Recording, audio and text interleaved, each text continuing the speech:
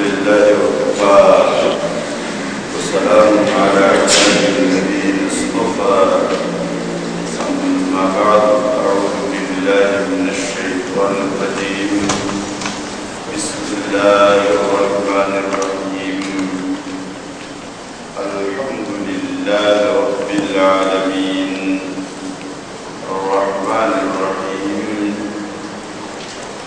مالك يوم الدين إياك نعبد وإياك نستعين اهدنا الصراط المستقيم صراط الذين أنعمت عليهم غير المغضوب عليهم ولا الضالين.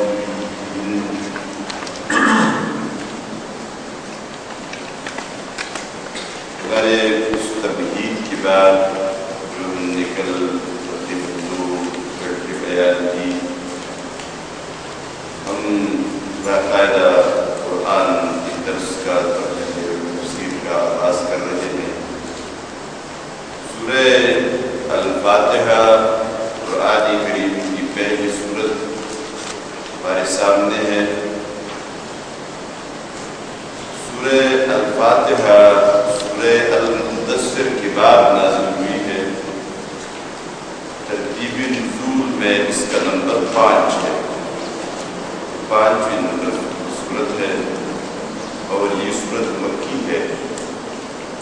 سورت ہے مکی دور میں نازل ہوئی ہے. بعض روایات میں یہ بات بھی آئی ہے اور آپ نے سنی بھی ہوگی. سورہ فاتحہ مدنی سورت ہے لیکن دونوں روایتوں میں اس طرح ہے یہ دونوں باتیں صحیح ہے.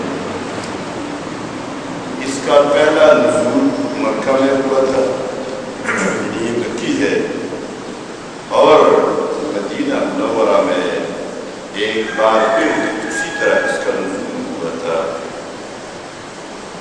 جن لوگوں نے اسے مدنی کہا ہے وہ یہی نزول مراد لیتے ہیں کہ مدینہ منورہ میں جو دوسری بار نازل ہوا تھا لیکن اعتبار پہلے نزول کے لیے ہوتا ہے دوسرے نزول کے لیے نہیں ہوتا.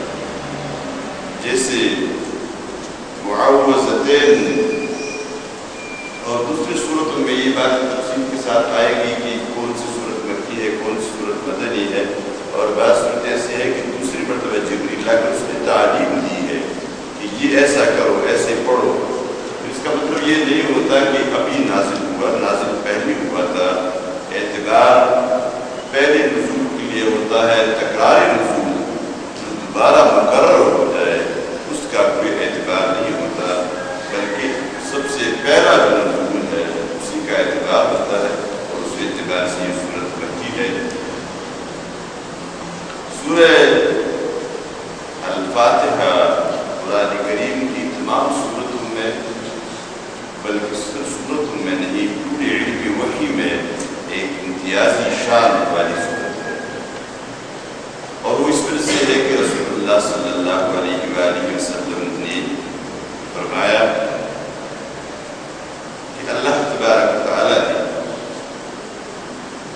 حضرت ابو ہریرہ رضی اللہ تعالیٰ عنہ سے روایت ہے نبی کریم صلی اللہ علیہ وسلم فرماتے ہیں والذی نفسی بیدہ ما انزل اللہ فی التوراۃ ولا فی الانجیل ولا فی الزبور ولا فی الفرقان مثلها انها السبع المثانی والقرآن العظیم.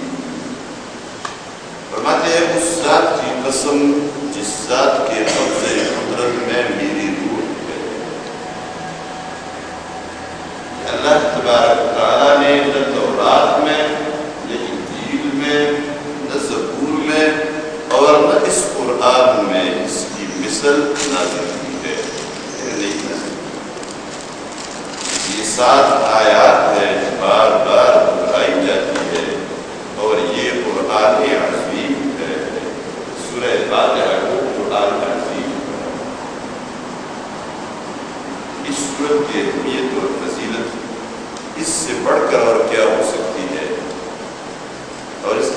پھر ہمیں اچھی طرح معلوم ہونی چاہیے اس ایک بات کی وجہ سے اور اس کی فضیلت بھی اللہ تبارک و تعالیٰ نے اپنا کلام مخلوق کی ہدایت کے لیے جب مرتب کرنا چاہا تو اس کی ابتدا سورہ فاتحہ سے فرمائی۔ ہر شخص، ہر مصنف جب کتاب لکھ رہا ہو وہ اس فکر میں ہوتا ہے کہ اس کے آغاز میں کون سے اچھے جملے، جچے جملے، اور مقدمے کی خصوصیت یہ ہوتی ہے کتاب کا مقدمہ، کتاب کی تمہید، کی کامیاب تمہید، کامیاب مقدمہ اور مہارت والا مقدمہ اس کا مصنف کا ہوتا ہے جس مقدمے کے اندر باقی کتاب میں آنے والے تمام مباحث کی طرف اشارے ہوتے ہیں۔ بلکہ جو ہمارے ائمہ گزرے ہیں، مصنفین اور محدثین اور مفسرین اور خصوصاً وہ لوگ جنہوں نے خاص موضوعات پر کتابیں لکھی ہے، مثلا کسی نے نحو میں کتاب لکھی ہے، کسی نے علم صرف میں کتاب لکھی ہے، کسی نے علم ادب میں کتاب لکھی ہے، علم فقہ میں کتاب لکھی ہے، تو ابتدا میں جو خطبہ پڑھتے ہیں، جو خطبہ، اس خطبے کے اندر بھی اسی علم کی طرف اشارے ہوتے ہیں۔ قرآن کریم کا آغاز رب العالمین نے اس شان کے ساتھ فرمایا، سورہ فاتحہ سے اس کا آغاز فرمایا، اور سورہ فاتحہ ایسی صورت ہے کہ قرآن کریم کی تمام مضامین کی طرف اس کے اندر اشارے ہوتے ہیں۔ یہ خود قرآن عظیم جو کہا گیا، اسی لیے کہا گیا کہ اس کے اندر پورے قرآن کے تمام مضامین اختصار کے ساتھ اجمالی طور پر ہو۔ اس صورت کی فضیلت کے حوالے سے پہلے بات کرتے ہیں۔ نبی کریم صلی اللہ علیہ وسلم سے صحابی حضرت ابو سعید بن معلّہ رضی اللہ تعالیٰ روایت کرتے ہیں کہ مجھے مسجد کے اندر نبی کریم صلی اللہ علیہ وسلم نے ایک بات فرمائی، اور وہ بات یہ تھی، لَأُعَلِّمَنَّكَ سُورَةً هِيَ أَعْظَمُ السُّوَرِ فِي الْقُرْآنِ، هِيَ أَعْظَمُ السُّوَرِ فِي الْقُرْآنِ قَبْلَ أَن تَخْرُجَ مِنَ الْمَسْجِدِ۔ کہتے ہیں مجھے رسول اللہ صلی اللہ علیہ وسلم نے فرمایا کہ مسجد سے نکلنے سے پہلے میں تمہیں ایک صورت بتا دوں گا جو قرآن کریم میں عظیم صورت ہے، تمام صورتوں میں عظیم صورت ہے۔ ابو سعید کہتے ہیں میں انتظار کرتا رہا کہ مجھے کب وہ صورت آپ بتائیں گے، تاکہ ہم روانہ ہوئے۔ فرماتے ہیں ثم اخذ بیدی فلما اراد ان يخرج من المسجد قلت يا رسول الله ألم تقل لأعلمنك سورة هي أعظم سورة في القرآن؟ اے اللہ کے رسول، میں نے کہا جب آپ نے میرا ہاتھ پکڑا اور باہر جانے لگے تو مجھے تو فکر اس بات کی تھی جو اللہ کے رسول نے مجھے بتائی تھی، مجھے وہ بات یاد تھی کہ میں نے اللہ کے رسول صلی اللہ علیہ وسلم سے کہا اے اللہ کے رسول، کہ آپ نے مجھے یہ کہا نہیں تھا، کوئی نے وعدہ نہیں کیا تھا کہ آپ مجھے مسجد سے نکلنے سے پہلے قرآن کریم کی سب سے عظیم صورت بتائے؟ کہتے ہیں رسول اللہ صلی اللہ علیہ وسلم نے فرمایا قال الحمد للہ رب العالمین هي السبع المثانی والقرآن۔ مجھے فرمایا یہ صورت ہے الحمدللہ رب العالمین، یہ 7 آیات ہے، سبع المثانی سے کہتے ہیں 7 آیات جو بار بار دہرائی جاتی ہے، بار بار پڑھی جاتی ہے، اور یہ ہے قرآن عظیم، یہ ہے قرآن عظیم۔ اور اس صورت کی اہمیت کا اندازہ اس بات سے بھی لگایا جا سکتا ہے کہ اللہ تبارک تعالیٰ نے نماز کے لیے، ہماری نماز کے لیے جس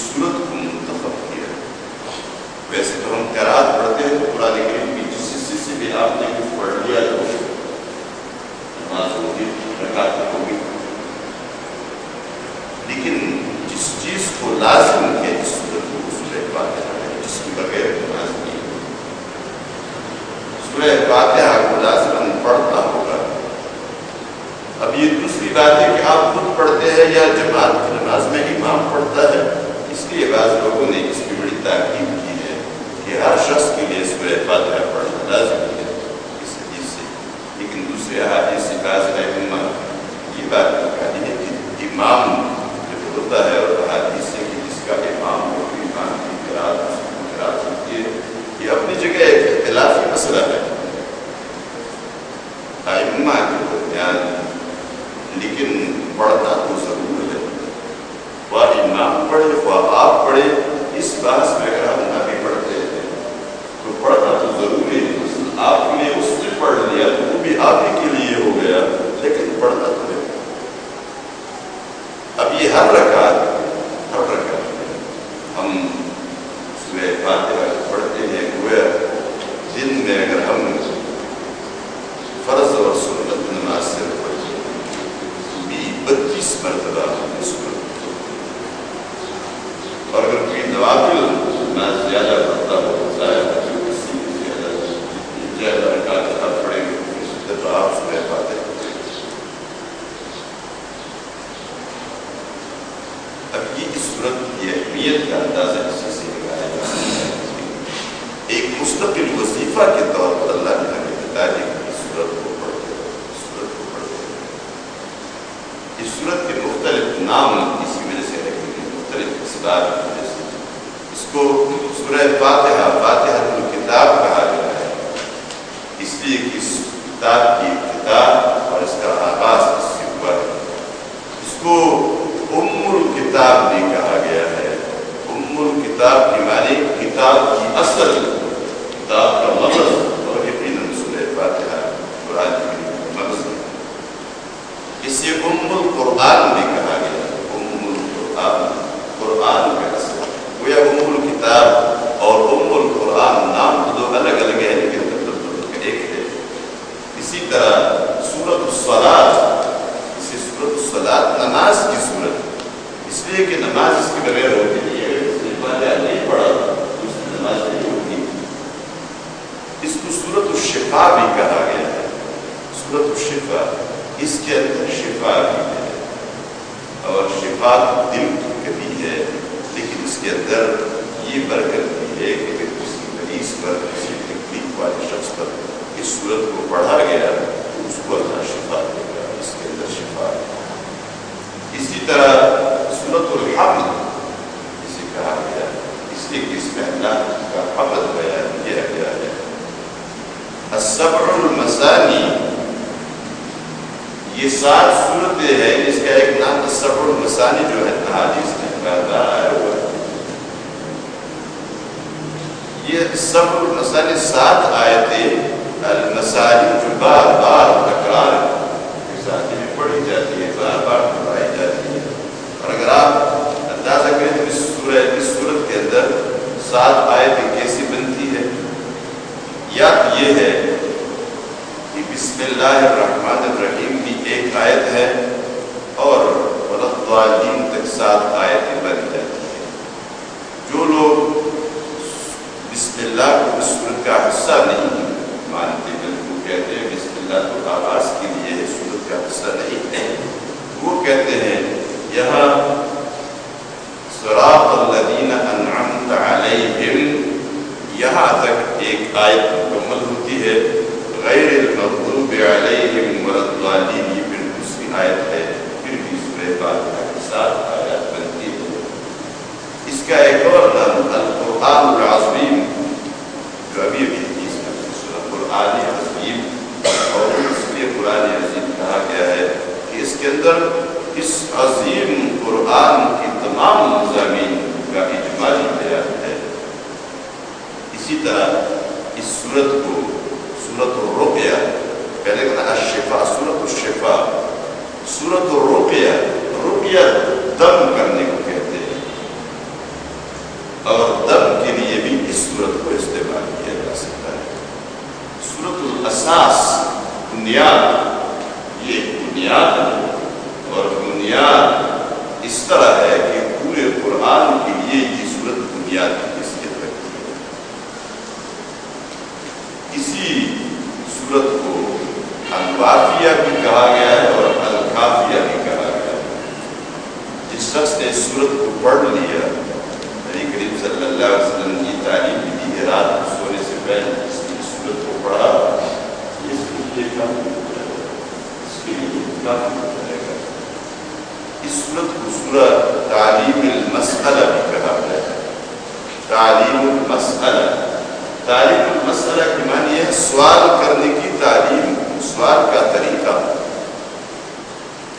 یہ صورت مانگنے کے طریقے کا بھی سوال ہے، اس میں ہمیں طریقہ بتایا گیا ہے۔ اس صورت میں ہمیں کسی سے مانگنے کا طریقہ بھی بتایا گیا، اور سب سے بڑھ کر تو اللہ سے مانگنے کا طریقہ بتایا گیا ہے۔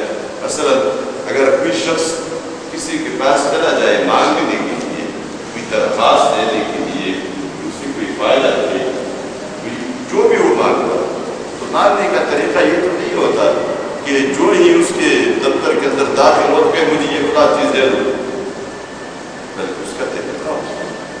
سورہ فاتحہ نے ہمیں یہ طریقہ بھی بتا دیا۔ دیکھیے سب سے پہلے آپ نے کیا کرنا ہے، مثلا اللہ سے مانگنا ہے، اللہ کا حمد بیان کریں۔ دیکھیں سورہ فاتحہ میں سب الحمدللہ اس کے صفات کا بیان کریں، رب العالمین الرحمن الرحیم مالک یوم الدین۔ اب دیکھ یہاں تک اللہ کی ذات کا بیان، اس کا حمد ہے لیکن اس کی ذات کا بیان، اس کی صفات کا بیان، اس کی قدرت کا بیان، یعنی اس ہستی کی حیثیت آپ بیان کریں کہ میرے دل کے اندر، میرے ذہن کے اندر آپ کا مقام کیا ہے، وہ مقام بیان، اس کی تعریف کریں، اس کا حمد بیان کریں۔ اور دوسرا کام یہ ہوتا ہے سوال کرنے والے کے لیے کہ وہ اپنی حیثیت متعین کرے، ایک تو اس کی تعریف، اس کا حمد، ایک اپنی حیثیت اس کے ساتھ متعین کرنا۔ میں بولوں، ہم افسروں کے ساتھ کہتے ہیں میں بڑا تابع دار ہوں، بڑا فرما بردار، میں نے فلاں لوگوں کو بھی یہ کیا تھا، یہ کیا تھا، ہمیشہ آپ کی ہر بات مانتا ہوں، آپ کی جتنے بھی کام ہوتے ہیں بڑے شوق سے میں کرتا ہوں، نہیں میری حیثیت کی وہ حیثیت بھی یہاں بتائی گئی، ایاک نعبد و ایاک نستعین۔ اس کی تعریف، حمد، صفات کے بیان کے بعد اپنی حیثیت متعین کرنا، اس کے بعد کہ آپ کی شان یہ، میری حیثیت یہ، اب میں مانگ رہا ہوں، دعا کرتا ہوں، اہدنا الصراط المستقیم۔ گویا عام حالات میں بھی کسی انسان سے مانگنے کا بھی طریقہ بتایا گیا، لیکن جو بڑا طریقہ بنیادی طریقہ ہے وہ اللہ سے مانگنے کا ہے۔ تو اللہ نے اپنے بندوں پر مہربانی فرمائی۔ ہمیں تو پتہ نہیں اللہ سے کیسے مانگا جائے، اللہ سے دعا کیسے کی جائے، کس طرح ہاتھ اٹھائے، کیا کون سے دعا ادا کی جائے، پہلے کیا کہیں بعد میں کیا کہیں، پتہ نہیں۔ ہم نے اللہ کو دیکھا بھی نہیں کہ ہم کوئی تجویز کر لیں تو یہ کر دیں اس طریقے سے۔ تو اللہ نے مہربانی فرمائی اور ہمیں طریقہ بتا دیا، مجھ سے مانگو تو اس طریقے سے مانگو، پہلے حمد و ثنا بیان کرو، اس کے بعد اپنی حیثیت کو بیان کرو۔ یہ جو مستور اذکار ہے، مستور اذکار بھی کہ سب سے پہلے اللہ کی تسبیحات کا بیان بتایا گیا۔ آپ ہر نماز میں قول اللہ، سبحان اللہ، الحمدللہ، اللہ اکبر، استغفار کا بیان، یہ ساری چیزیں، تکبیر، تحلیل، یہ ساری چیزیں بیان کرو، اور اس کے بعد ہاتھ اٹھاؤ اور دعا مانگو۔ اور اس میں لوگ کہتے ہیں اسم اعظم کے ذریعے دعا مانگی جاتی ہے۔ سورہ الاخلاص کی تفسیر میں یہ بات آئی گی، لیکن یہ بات بڑی مناسب ہے اس موقع پر کہ آپ کے سامنے کہی جائے، اسم اعظم سے دعا مانگی جاتی ہے۔ اور آپ نے سنا ہوگا لوگ کہتے ہیں اسم اعظم کوئی ایسی چیز ہے جو دنیا میں کسی کو معلوم نہیں ہے، اور جس نے معلوم کر لی تو اس کے لیے یہ پوری دنیا حاضر ہے، جو بھی چاہے تو وہ۔ یہ بھی ایک دعا صلی اللہ علیہ وسلم نے ایک شخص سنی مسجد نبوی میں، اور اس کے بعد ایک بات فرمائی۔ ایک مرتبہ نبی صلی اللہ علیہ وسلم مسجد نبوی کے اندر داخل ہوئے،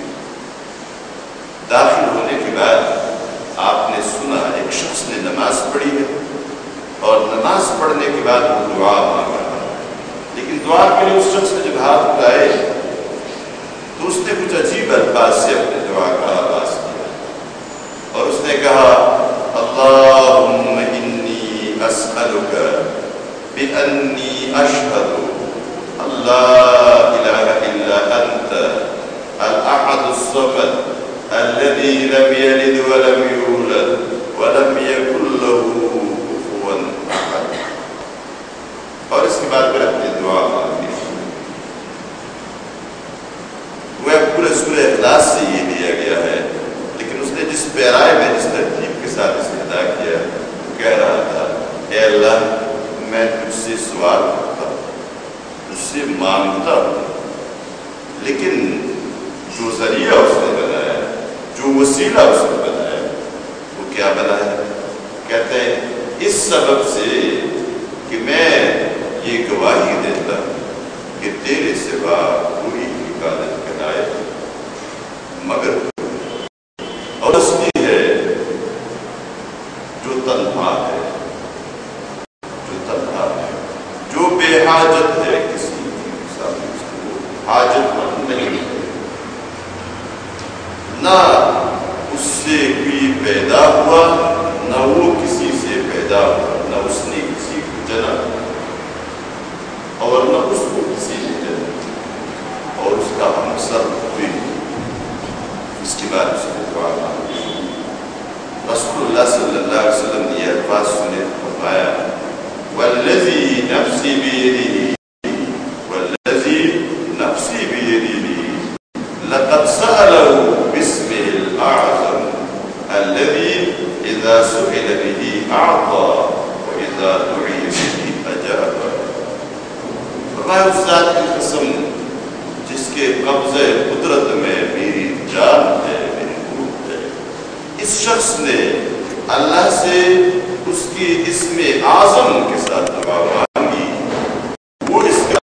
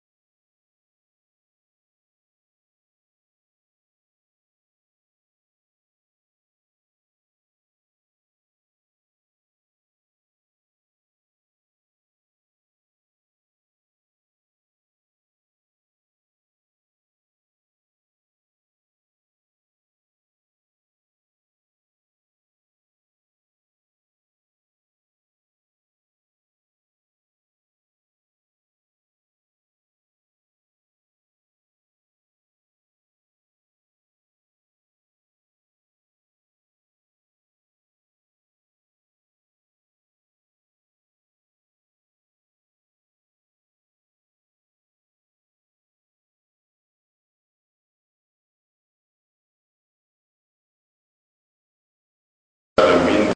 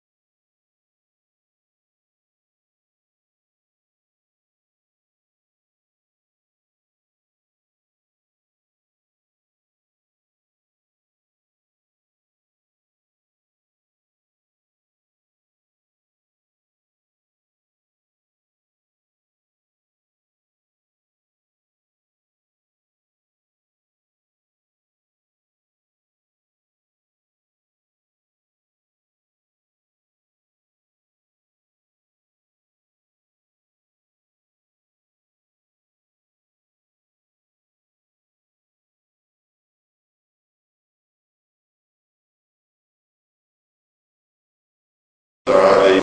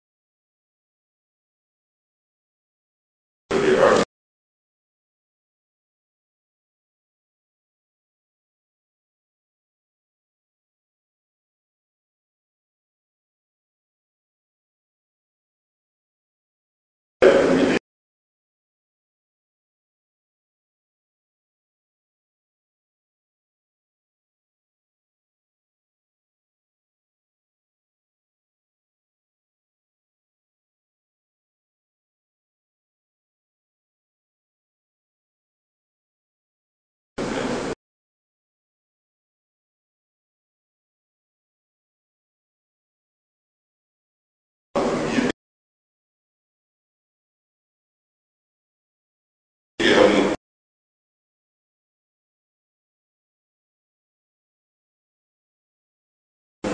آج سے ایک سال ہے لوگ علم حاصل کرنے کے لیے اور بڑے بڑے معلومات کے لیے پھر ابتدائی پڑھتی ہے اور اس میں چلنا پڑتا ہے.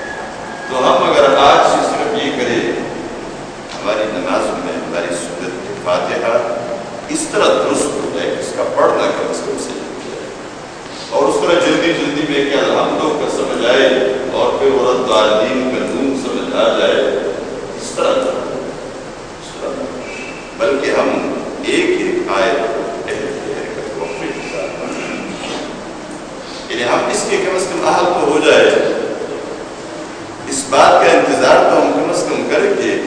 ہم جو کچھ کہہ رہے ہیں اللہ کی طرف سے جو جواب ملتا ہے وہ ہمیں مل جائے. ہم اگر کسی دفتر میں چلے جاتے ہیں اور کسی دفتر کے آفیسر کے سامنے بہت جلدی جلدی یہ دے دو یہ دے دو یہ دے دو یہ دے دو اور فوراً دوڑ بھاگ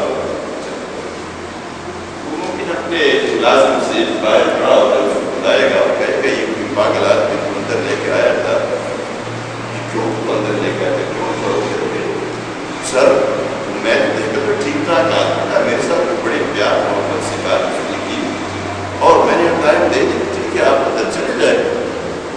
تو نہیں اندر تو آیا تو پاگل جیسا تھا تو ایک سانس میں اس نے پوری مطلب کیا کہا تو نہیں ذرا مجھے سمجھ ہی نہیں آئی اس نے کیا کہا اور بس چلا گیا بھاگ گیا. یہ میرے خیال میں کبھی آپ نے نہیں دیکھا ہوگا اس طرح جو عقل رکھتا ہو صحیح سالم آدمی ہو اور وہ اس طرح کی حرکت کرے. یہ حرکت بہت عجیب سی حرکت ہوتی ہے اس کا مطلب یہ ہے کہ یہ مانگنے کے لیے آیا ہی نہیں ہے یہ کوئی مقصد لے کر آیا ہی نہیں تھا اس لیے ایسے چلا گیا. تو ہم ایک مقصد لے کر نماز میں جاتے ہیں.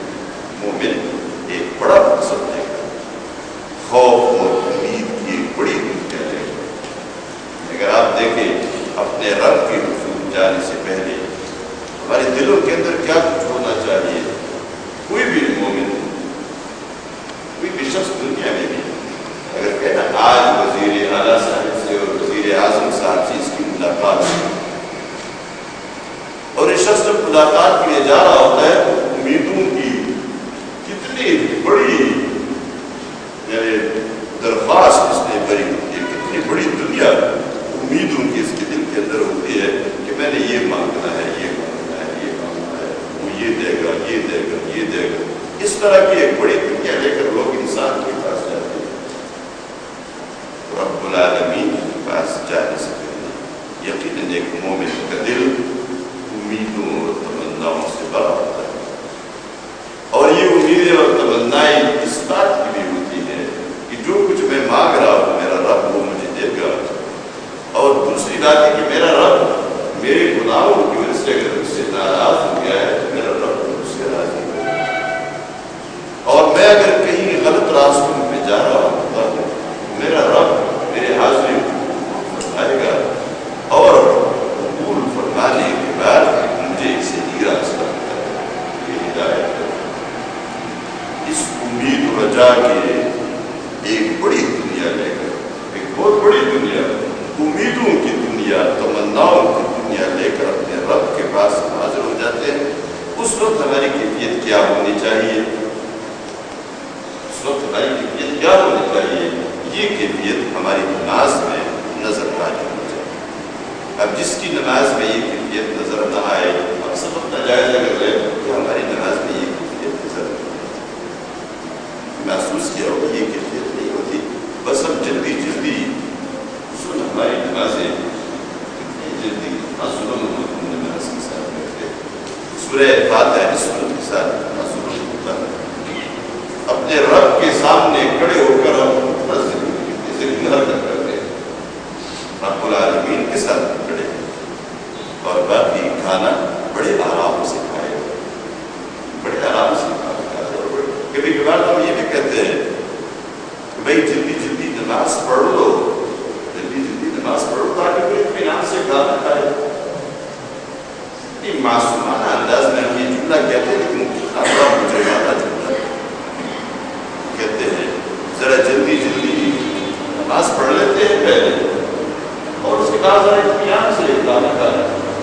آپ یہ جملہ کیوں نہیں کہہ سکتے کیوں نہیں کہتے کہ ذرا جلدی جلدی کھانا کھا لیتے ہیں تاکہ اطمینان کے ساتھ نماز پڑھتے. آپ جب کسی آفیسر سے ملاقات کے لیے جاتے ہیں تو کیا کہتے ہیں ذرا جلدی جلدی مل کر آتے ہیں پھر اطمینان سے کھانا کھائیں گے یا یہ کہتے ہیں ذرا جلدی جلدی کھانا کھا لے تاکہ اطمینان کے ساتھ پھر جب بھی ملاقات کا موقع ملے جب بھی بات کرنے کا موقع ملے تو اطمینان سے یہ کام کرتے ہیں.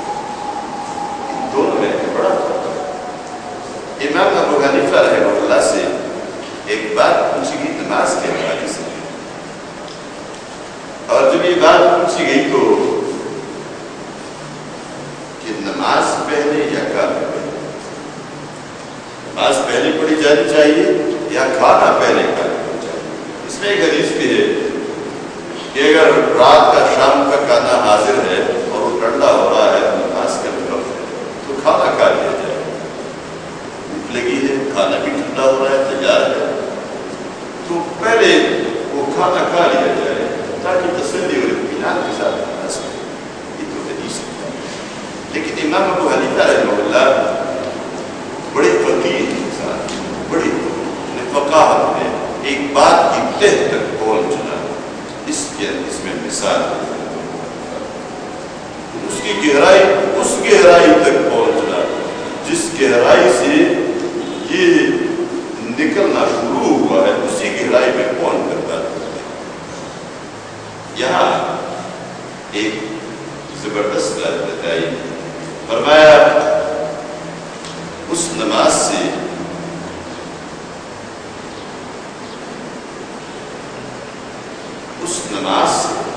جس نماز کے اندر کھانے کی فکر ہو، اس نماز سے جس نماز کے اندر کھانے کی فکر ہو، کھانے کا سوچ ہو، غم ہو، بھوک کا مقابلہ جاری ہو، اس نماز سے وہ کھانا بہتر ہے جس کھانے کے دوران نماز کی فکر ہو. وہ نماز کیسی ہوگی جس کے اندر کھانے کی فکر ہو؟ اس سے وہ کھانا بہتر ہے جس میں نماز کی فکر ہو. تو پہلے آپ کھانا کھائیں، اس کے بعد نماز کریں. اس کا مطلب یہ نہیں ہے کہ ہمیشہ کھانا تیار ہو تو آپ کھانا کھائیں. اس کو بھی جان ہے جب کھانا بھی تیار ہو رہا ہو، بھوک بھی لگی ہے، بھوک کا مقابلہ کرنے کے لیے نماز کے اندر تمہیں بھوک کی فکر ہو. نماز کے لیے اطمینان کی بات آپ صلی اللہ علیہ وسلم نے ہمیں جو تعلیم دی ہے کہ اطمینان کے ساتھ نماز پڑھے. مثلا کسی کو پیشاب آ گیا ہو، تقاضے نہیں، اس کو تنگ چھوٹا پیشاب آیا ہے یا بڑا پیشاب آیا وہی باری ہو گیا ہے. اب یہاں ایک طرف بھی نماز میں پڑھ رہا ہے کہ دوسری طرف وہ لگا ہوا ہے تاکہ کوئی مسئلہ بھی پیدا ہو، میرا وضو ٹوٹ نہ جائے. چھوٹے پیشاب کی وجہ سے بڑے پیشاب کی وجہ سے آتا ہے، جو باری ہو جاتا ہے. پھر کبھی کبھار کنٹرول میں بھی نہیں لے سکتے، انسان کی بڑا کمزور ہے. یہاں حکم ہے آپ سب سے پہلے اپنی حاجت پوری کر لیں.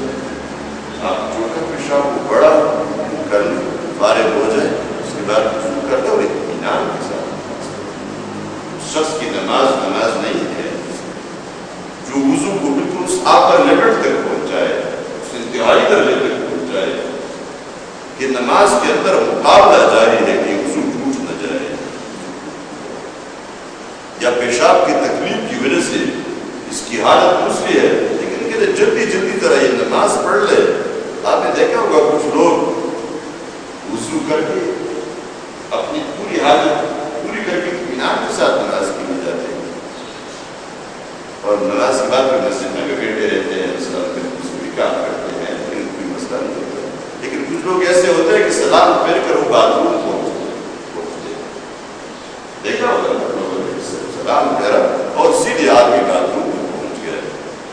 میں نے ایک شخص سے ایک دفعہ کہا بھی بھائی وہ وضو نماز سے پہلے ہے، نماز کے بعد نہیں ہے. شاید آپ کو غلط فہمی ہو گئی ہے کہ نماز کے بعد کہتے نہیں بس وہ نماز ہو گئی، بس وہ زیادہ سخت پیشاب آیا ہوا تھا. اس حالت میں نماز نہیں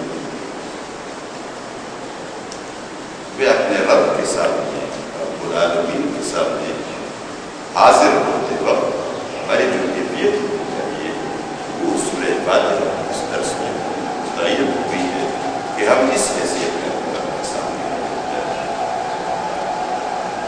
یہ سورہ فاتحہ ہے. سب سے پہلے اس سورت کا ترجمہ آپ سن لیں اور ترجمے کے بعد اس کی پوری تشریح کریں. بسم اللہ الرحمن الرحیم. اللہ کے نام سے جو رحمان اور رحیم ہے. اللہ کے نام سے بہت زیادہ مہربان اور نہایت رحمتہ، بے حد. اور اس کے ساتھ ہم ایک لفظ لگا دیتے ہیں شروع کرتا ہوں. ظاہر بات ہے ان الفاظ میں تو یہاں یہ بسم اللہ کے معنی اللہ کے نام سے، اللہ کے نام ظاہر بات ہے. ہم کوئی کام شروع کرتے ہیں تو یہ جملہ پڑھتے ہیں، تو اس کا مطلب ہم شروع کرتے ہیں. کبھی ہم پڑھنا شروع کرتے ہیں، کبھی لکھنا شروع کرتے ہیں، کبھی کھانا شروع کرتے ہیں، کبھی پینا شروع کرتے ہیں. جو کچھ آپ شروع کرتے ہیں تو آپ کے ذہن میں وہی بات ہوتی ہے. ظاہر بات ہے آپ گانا شروع کرتے ہیں اور کہتے ہیں اللہ کے نام سے جو بڑا مہربان اور نہایت رحم والا ہے. تو خود بخود معلوم ہے گانا شروع کرتا ہوں اس کے نام سے، پینا شروع کرتا ہوں، چلنا شروع کرتا ہوں، نکلنا اندر آنا، یہ سب جو بھی کام ہو وہ مقدر ہے، اس میں مراد ہے. اسلام نے بھی بسم اللہ الرحمن الرحیم کی تعلیم کہ ہر کام شروع کرنے سے پہلے آپ بسم اللہ. اس تعلیم سے پہلے لوگ لکھا کرتے تھے، پڑھا کرتے تھے بسم ہی تعالی، بسم ہی تعالی. طریقہ یہ تھا بسم اللہ الرحمن الرحیم نہیں لکھا جاتا تھا اس سے پہلے، بلکہ بسم ہی تعالی اس ہستی کے نام سے جو بلند ہے. بسم اللہ الرحمن الرحیم نازل ہونے کے بعد وہ پورا طریقہ ختم ہو گیا. اب بسم ہی تعالی نہیں لکھا جائے گا. آپ نے دیکھا وہ کچھ لوگ لکھتے اپنے خط میں، اپنے دعوت نامے میں وہ لکھتے بسم ہی تعالی. بسم ہی تعالی پر اب پابندی ہے بسم اللہ الرحمن الرحیم نازل ہونے کے بعد. ہم نے لکھنا بھی بسم اللہ الرحمن الرحیم اور پڑھنا بھی بسم اللہ الرحمن الرحیم. اور ایک اور بات بھی، یہ چونکہ اللہ کا ذکر ہے، اللہ کا ذکر ہے، اس ذکر کے لیے ابجد کے الفاظ کو ڈھونڈ کر نکالنا اور وہ لکھنا ناجائز. اس لیے ابجد میں یہ ہے کہ ہر کی اپنی قیمت ہے اور وہ قیمت آپ دونوں کو ملائیں گے، سب کو ملا کے جمع کریں گے تو اس جملے کا یہ مراد ہے. لیکن یہ بس ابجد ہی ابجد ہے، اس کا اپنی زندگی سے کوئی تعلق نہیں ہے، اپنی زندگی سے کوئی تعلق نہیں. اس چیز کا حساب قیمتی ایک اور مقصد کے لیے ہے، قیمتی اس مقصد کے لیے نہیں ہے کہ اس سے ہم باتیں کریں قیمتی میں اور نہ قیمتی میں باتیں ہو سکیں. آپ دیکھنا بات جب آدمی کہتا ہے، کوئی بھی بات کہتی ہی ہمارے کان میں ایک قوت اللہ نے رکھی ہے اور ہمارے دماغ میں بھی اللہ نے ایک قوت رکھی ہے کہ جب بھی کوئی بات کہتا ہے تو ہمارے کان میں ایسا سسٹم ہے کہ وہ بات فوراً اسی طرح اس انداز میں ہمارے ذہن میں، ہمارے دماغ میں اترتی ہے اور پہنچ جاتی ہے. ہم سن لیتے ہیں، پتہ نہیں کتنے خلیے ہوتے ہیں، کتنے لاکھ خلیے حرکت میں آتے ہیں اور ہمارے لیے یہ تعین آسان ہو جاتا ہے. میں یہاں بیٹھا ہوتا ہوں، بات سن لیتا ہوں تو میرا کان یہ تعین کر لیتا ہے کہ یہ اکرام رائی صاحب کی آواز ہے. یہ بالکل آپ بھی کسی کی آواز سنتے ہیں، آپ ٹیلی فون پر آواز سنتے ہیں، آپ کا جو کان ہے وہ یہ تمیز کرتا ہے کہ یہ کس کی آواز ہے. آپ کو بتاتا ہے فلان کی آواز ہے، یہ مرد کی آواز ہے، یہ عورت کی آواز ہے. یہ ساری چیزیں اس کے اندر بہت متعین ہو جاتی ہے، معلوم ہو جاتی ہے آواز کس کی ہے. لیکن اللہ نے یہ نظام ایسا بنایا کہ فوراً آپ کو بات سمجھ آتی ہے. لیکن مجھے آپ بتائیے کہ کوئی شخص اگر آپ کو کہے بات آپ سے کہنا چاہیے اور وہ آپ سے کہے 8432 مثلا ایک ہندسہ ہے، اب آپ سوچیں گے کہ یہ جملہ تو مجموعہ ہے، یہ تو مجموعہ ہے پوری جملے کا جس میں بے شمار حروف ہے. اب یہ کون سے حروف ہے جس سے یہ بنا ہے؟ مثلا ایک حرف کی قیمت 1000 ہے اور دوسرے کی 500 ہے اور دوسرے کی، تو یہ ہزار والے الفاظ حروف میں جمع کروں جس سے 8432 بن جائے، یا میں 100 والے حروف جمع کروں یا 100 والے کتنے جمع کروں. پھر وہ حروف کون سے ہیں جن کو جمع کر کے جملہ بنتا ہو اور پھر جملے کا میں مطلب لوں اور پھر خود اس کے لیے پھر حروف بناؤ پہلے جواب دینے کے لیے، پھر ان کی قیمت لگاؤ اور قیمت لگانے کے بعد پھر اس کا مجموعہ نکالو اور مجموعے کے بعد اس کو بتاؤ اچھا جی 8,432 کا جواب دی ہے 12,515. یہ بات یہ عملی بات ہے ہی، اس لیے ابجد میں بات کی.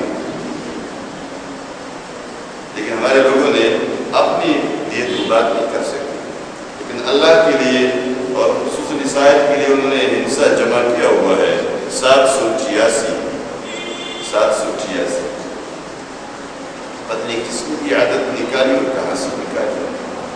ہم نے اس کی تھوڑی کوشش کی اس کو جمع کیا کہ چلیے ٹھیک ہے بھی ہے. لوگوں نے کہا کہ یہ جملہ بہت غلط جملہ ہے. 786 جس نے نکالا ہے بہت غلط جملہ نکالا ہے، اور اس کا مطلب بڑی غلیظ قسم کی گالی ہے جس کی یہ ہنسا جس سے 786 نکلا. میں نے خود اس کو جمع کیا، اس کی ابجد ڈکشنری سے ابجد کی حروف کی قیمت نکال کر بسم اللہ الرحمن الرحیم کی یہ قیمت لگائی. 786 بنتی بھی نہیں بنتی، لیکن بن بھی ہے، بے شک بن گیا. بننے کے بعد میں غلام رسول صاحب کے نام کی جمع کر لیتا ہوں اور ان کو کرتا ہوں اے 200. اب یہ خوش ہوگا یا ناراض؟ بھائی یہ آپ کے نام کی حروف کی قیمت ہے. بھائی میرا نام جو میرے باپ نے یہ رکھا اپنے نام سے یہ جتنی بھی ابجد ہمارے لیے بنائے گئے ہیں اور یہ صحیح بھی ہو تب بھی اس کا اس لیے کہ ایک ذکر ہے اللہ کا اور ذکر کو خفف نہیں کیا جا سکتا. آپ دعا کرتے ہیں تو دعا کو خفف نہیں کیا جا سکتا. ہم دعا کو خفف بنا لیتے ہیں. آپ نے دیکھا ہوگا کہ ہم لکھتے ہیں دعائیہ کلمات، ہم رسول اللہ صلی اللہ علیہ وسلم کا نام آتا ہے، بڑے بڑے جملے بڑی کتاب لکھی جاتی ہے، بڑی کتاب لکھی جاتی ہے. آپ کے پاس گھر میں بہت سارا کام ہے، سب کام میں خود لکھا ہوا، بڑی بڑی کاپیاں بن چکی ہیں، ڈائریاں بن چکی ہیں، وہ سب کچھ لکھا جا سکتا ہے، لیکن ہم سے صلی اللہ علیہ وسلم نہیں لکھا جا سکتا.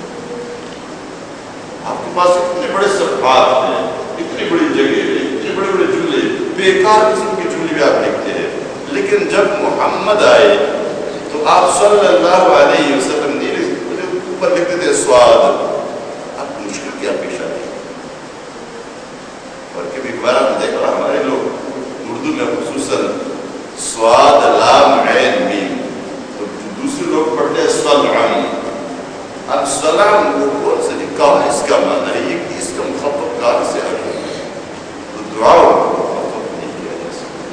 اب اگر نہیں مان سکتا بے شک نہ مانگے، لیکن جب آپ دعا مانگتے ہیں تو آپ پوری صلی اللہ علیہ وسلم علیہ الصلاۃ والسلام جو بھی مثلا ہم کہتے ہیں رضی اللہ عنہ صحابی کے لیے رضی اللہ عنہ تو ہم ریز بات لکھ دیتے ہیں بس. اب رض کا مطلب کیا ہے کوئی نہیں سمجھتا.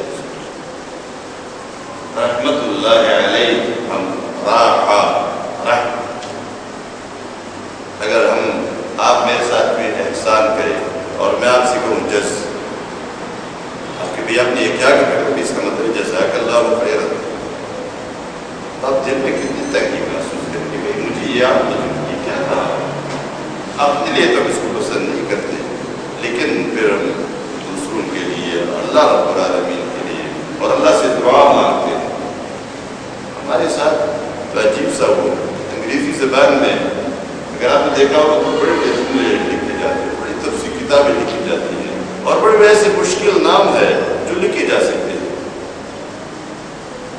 سر میں ایک نام بڑے گندی قسم کے نام بیکار پوری گلیئر تو پورا لکھا جا سکتا ہے. بل کلنٹن پورا لکھا جائے گا، جارج ڈبلیو بش پورا لکھا جائے گا، اور ہمارے جتنے مشکل نام ہیں وہ ہم پوری لکھتے ہیں. لیکن جب باری آتی ہے محمد MOHAMMAD یہ ہمارے لیے لکھنا،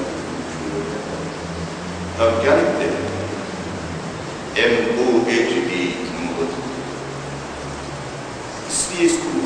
کیا گیا ہے، اس نام کو کیوں مخفف کیا گیا ہے؟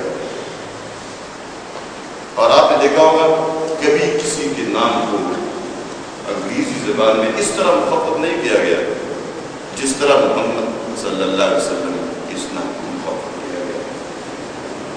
ایک یہ ہوتا ہے کسی نام کی بجائے مثلا ہم لکھنا چاہتے ہیں یہ ڈاکٹر کے لیے DR لکھا جاتا ہے، لیکن اس کا نام ہوتا ہے، مثلا میں نام خورشید کو پورے کا پورا لکھا جاتا ہے، وہاں یہ نہیں ہوتا کہ HRD کبھی آپ نے دیکھا اس کبھی نہیں دیکھا کسی نام کو، اس میں محضہ کو جو اس میں علم ہے، اس علم کو کبھی کسی نے مخفف کیونکہ وہ نام ہوتا ہے کسی کے نام کے مخفف کیا گیا، لیکن اللہ کے رسول صلی اللہ علیہ وسلم کے نام مخفف کیا گیا۔ یہ اس پوری دنیا کے اندر ایک نام ہے اس کو مخفف کیا گیا، اس لیے مخفف کیا گیا، اس لیے کہ محمد صلی اللہ علیہ وسلم تو اللہ کے پیغمبر کی طرف سے مشہور، تاریخ تو کسی کو جوڑتی نہیں ہے، تاریخ میں یہ سب کچھ موجود ہے، تو جتنے لوگ تاریخ کو پڑھیں گے تو انہوں نے اس نام محمد کی بجائے محمد کر دیا ہے، اور یہ محمد یہ آدمی کا اس میں یہ کارنامہ انجام نہیں ہے، تو تاریخ والوں کو پتہ بھی نہیں چلے کہ وہ اللہ کا پیغمبر تھا جس کا نام محمد۔ اور پھر انگریزی زبان میں بھی BBUH ساتھ لکھ دیتے ہیں، جس کا مطلب لوگ سمجھتے ہیں کہ BBUH کو کیا کرے۔ اب یہ کوئی عالمی یوں تو نہیں ہے جس کے لیے یہ مخفف بنایا گیا اور مخفف BBUH کی قیمت تو ہوتی نہیں، آپ سنیں جنہیں قرآن میں بھی یہ جو الفاظ حروف مقطعات ہے اس کے بارے میں آپ اچھی طرح معلوم کر لیں گے، بتا دیں گے کہ یہ ایک حرف الف لام یا میم الف با تا سا اس کا کوئی معنی نہیں۔ اسی طرح انگریزی زبان میں بھی ان حروف کی ABCD کی کوئی معنی نہیں ہے، کہ A کا یہ معنی ہے، B کا یہ معنی ہے۔ اس طرح کوئی عالمی سطح پر کوئی چیز بھی ایسی نہیں، لوگوں نے خود اپنے مخففات بنا لیے۔ مثلا ہم کوئی بھی مخفف واپڈا کا موقع واٹر اینڈ پاور اور آگے کیا ہے ڈیولپمنٹ اتھارٹی، ابھی W کا مطلب اس کی معنی واپڈا نہیں ہے، واٹر نہیں ہے، W کا معنی واٹر نہیں ہے، یہ ہم نے خود بنا لیتے ہیں، لیکن بہرحال ہمارے درمیان ایک لفظ ایک چیز مشہور ہو گیا، لیکن اسی عالم کو نہیں کیا گیا۔ اور پھر یہ مراد جو ہم لیتے ہیں، مراد لوگوں کو معلوم ہو اس کے بعد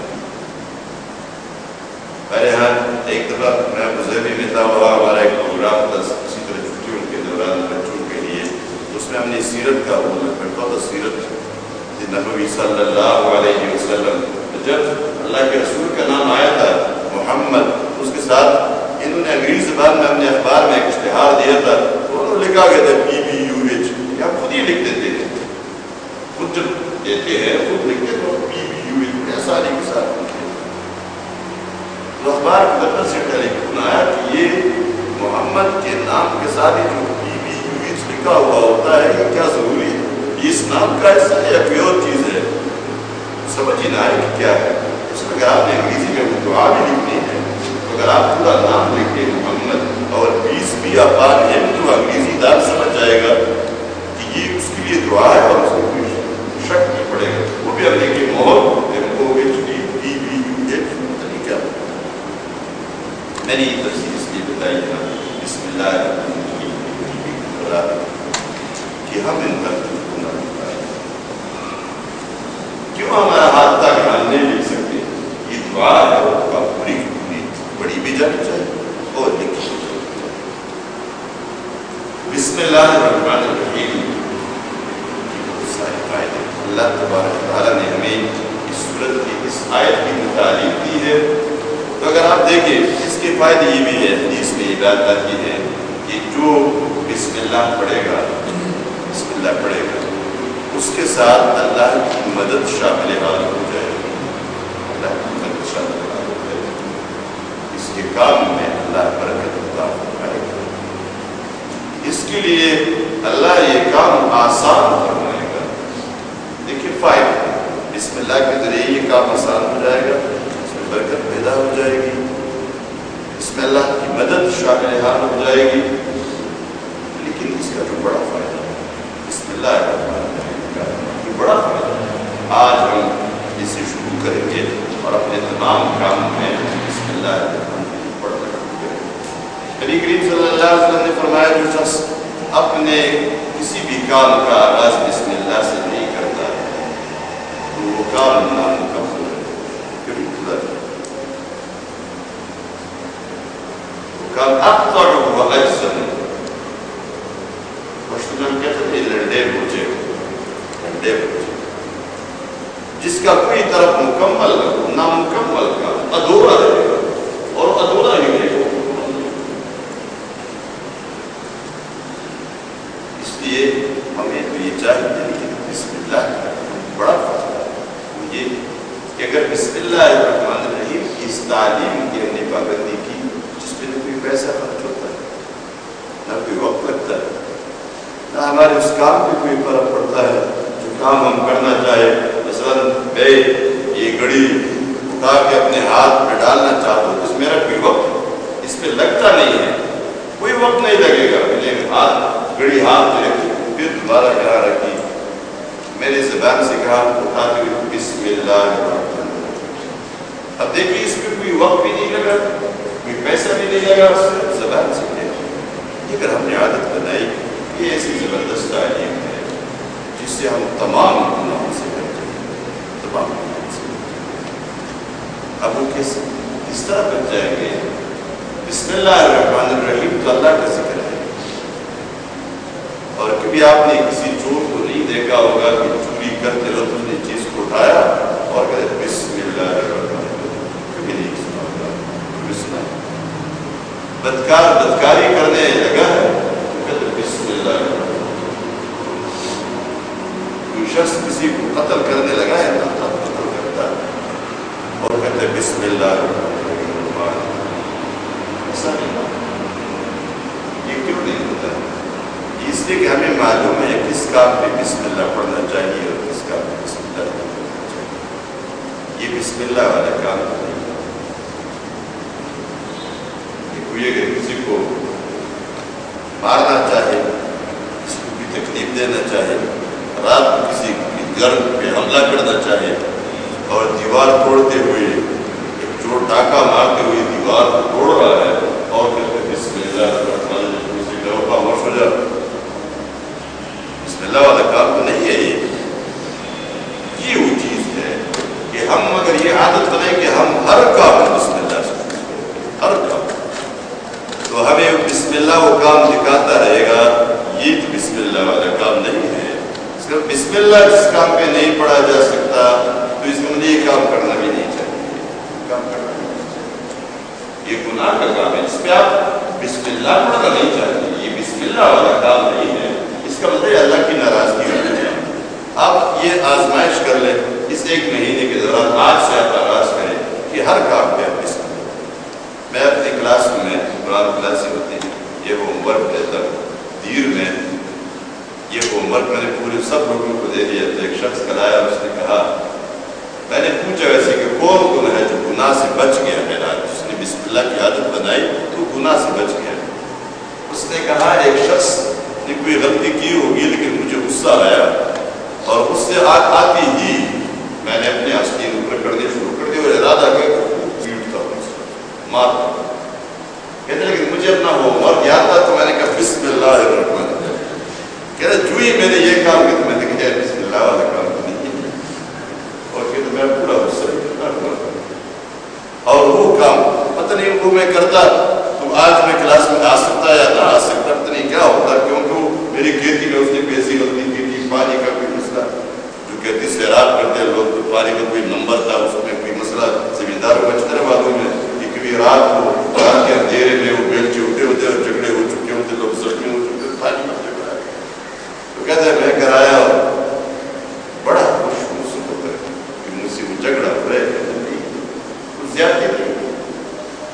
یہ ہے وہ چیز بسم اللہ الرحمن الرحیم کی تعلیم کہ ہمیں اللہ تعالیٰ نے جو تعلیم کی ہے، اس ایک بسم اللہ الرحمن الرحیم کی تعلیم اگر ہم اپنائیں گے تو ہمیں خود معلوم ہو جائے گا. آپ قلم اٹھاتے ہیں لکھنے کے لیے، کوئی بھی کام کوئی بات لکھنا چاہتے ہیں لکھتا ہے اور لکھ کے اپنے بسم اللہ الرحمن الرحیم یقین اپنے غلط مقصد کے لیے اگر اٹھایا ہے تو بسم اللہ کو بسم اللہ والا کام نہیں، اور جو کام بسم اللہ والا نہیں ہے وہ کام آپ کے کرنے کے یہ بسم اللہ الرحمن الرحیم. الحمدللہ رب العالمین. الحمد تمام تعریفیں للہ خاص اللہ کے لیے ہے، رب العالمین جو تمام مخلوقات کا رب ہے، تمام مخلوقات کا رب. اس میں سوال یہ آ سکتا ہے کہ بے شمار تعریفیں اصول کی بھی ہوتی ہے.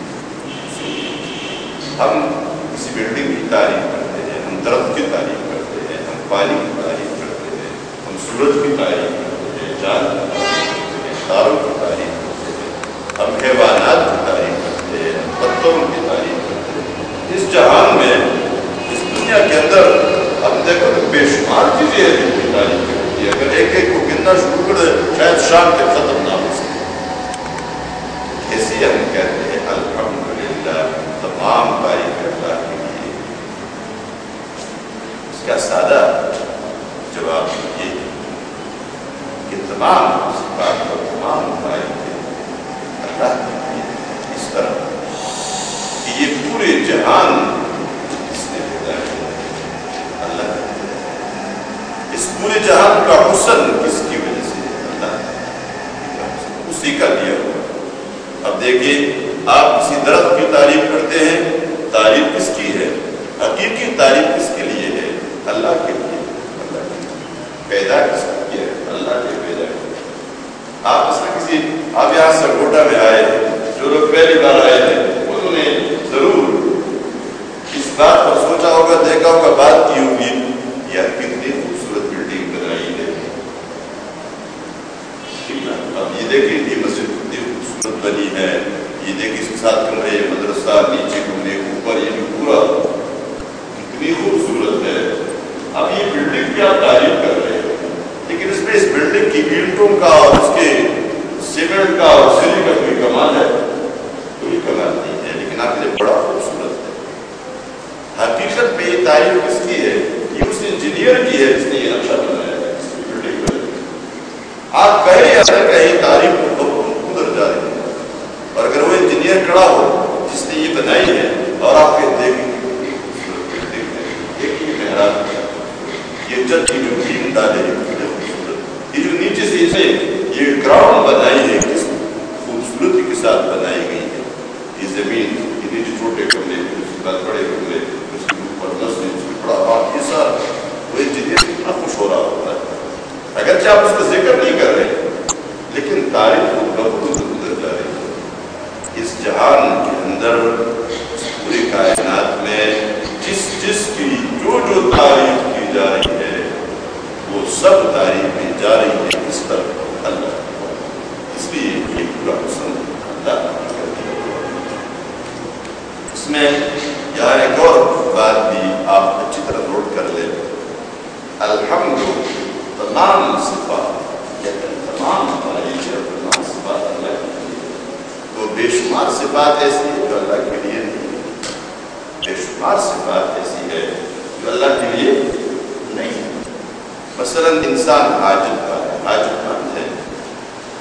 اللہ حاجت ہے. انسان لیکن اللہ انسان کو پیاس لگتی ہے، اللہ کو پیاس نہیں. انسان تھک جاتا ہے، اللہ تھکتا ہے. انسان گونگ آتی ہے، اللہ گونگ نہیں آتی. انسان کو نیند آتی ہے، اللہ کو نیند. انسان اپنے جذبات اور کبھی کبھی پابندی سے اس کو غصہ اور اس قسم کے جتنے بھی چیزیں یہ انسان کی صفات. یہ تو نقصان میں بتا رہا ہوں یہ آپ کہتا ہوں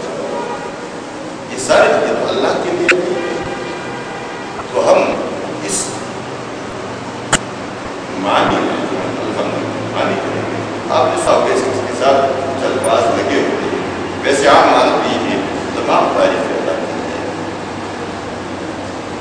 لیکن یہ جو بات ہم نے بتائی میرے کو سچا ہے کہ آپ کے ذہن کے اندر بھی اس ایک سے نقصان. تو ہم اگر کہیں کہ تمام صفات اللہ کے لیے ہے تو پھر اس میں ظاہر بات ہے کوئی نقص والی صفت ہے, کمی والی صفت ہے, خوبی ہے, جو پہ سب کچھ اللہ ہے. لیکن یہ چیزیں تو اللہ کے لیے نہیں. ہم کہتے ہیں تمام صفات کمال, صفات کمال یعنی ہر صفت جو اپنے کمال تک پہنچی ہو. اور اگر یہ کہیں اس کی بجائے صفات الوہیت, تمام صفات الوہیت خدائی کی صفات, اللہ معبود ہے, معبودیت کی جو صفات ہے وہ سب اللہ تمام اللہ کے لیے ہے. رب العالمین جو تمام یہ حمد کہا ہے, یہ حمد ہر جگہ. وَلَهُ الْحَمْدُ فِي السَّمَاوَاتِ وَالْأَرْضِ وَالدُّنْيَا وَالْآخِرَةِ. آسمانوں میں بھی اس کی حمد ہے, زمین میں بھی اس کی بیان کی جاتی ہے, دنیا میں بھی اس کی بیان کی جاتی ہے, اور آخرت اس کی تعریف ہوتی ہے. زمین میں بھی, آسمان میں بھی, دنیا میں بھی, آخرت میں بھی, ہر جگہ اس کی کبریائی ہم صدا بیان کی. زمین کے اندر جتنی مخلوقات ہے سب اللہ کا حمد بیان کر رہے ہیں, اللہ کی تعریف کر رہے ہیں, اور اس کا ذکر, اس کی تسبیح.